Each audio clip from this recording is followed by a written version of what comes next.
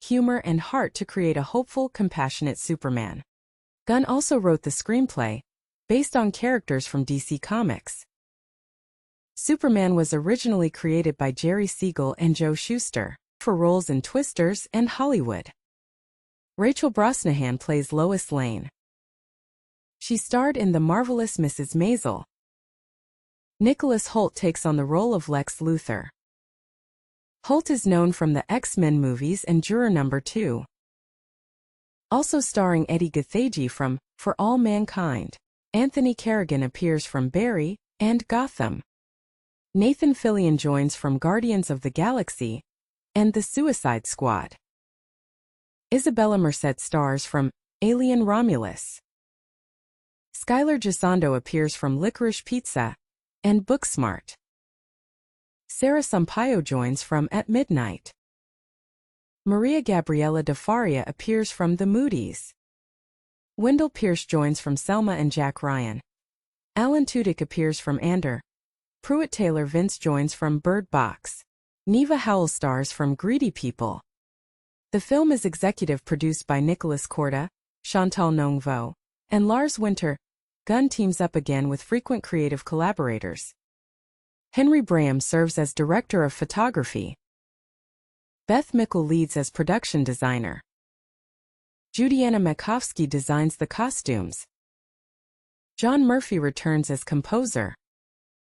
Editors include Craig Alpert from Deadpool 2 and Blue Beetle. Batman.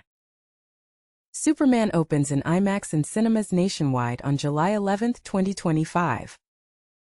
The international rollout begins July 9, 2025. Distributed. Hey everyone!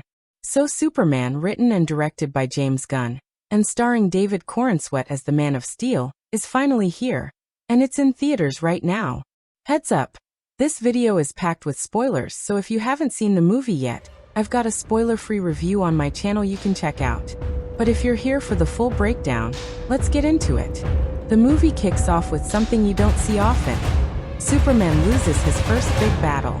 He's still kind of saying, "They got this, they don't need me." As he recovers, with the help of his superbots and the sun of course, we see a more personal side of him. He likes to relax by watching old footage of his Kryptonian parents. There's this one message from them that really inspires him. It helped shape his mission to do good. But turns out the second half of that message was damaged in the crash. And he's never seen it, until Lex Luthor gets involved.